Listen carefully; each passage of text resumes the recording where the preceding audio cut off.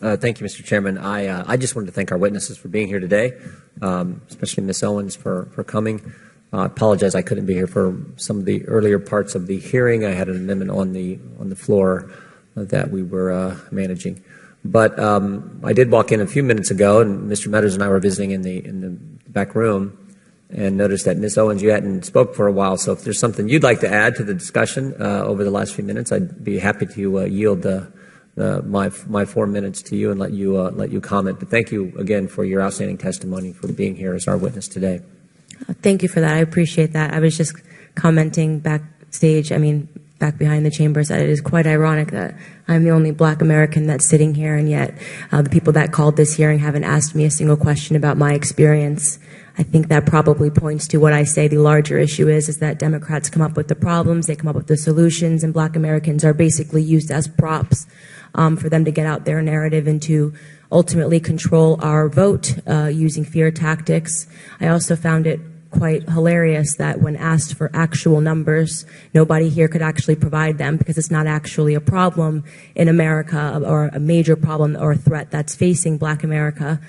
This is, again, just election rhetoric. This is, again, just an attempt to assault an administration that is doing all that they can to help Black America in every single regard, whether it's criminal justice reform, whether it's talking about real issues like school choice, which should be implemented to conquer some of these illiteracy rates that is actually harming the Black community.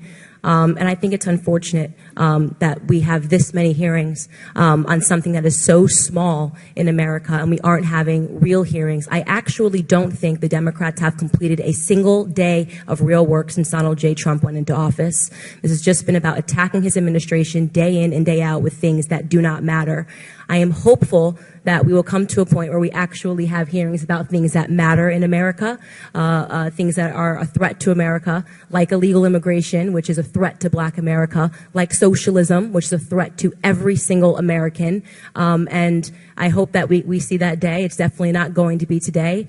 Fortunately, we have Republicans that are fighting every single day, day in and day out. And I will wrap this up by saying what I said at the beginning of my testimony, which is that for all of the Democrat colleagues that are hoping that this is going to work and that we're going to have a fearful Black America at the polls, if you're paying attention to the stuff that I'm paying attention to, the conversation is cracking. People are getting tired of this rhetoric. We're being tired that we are being told by you guys to hate people based on the color of their skin or to be fearful.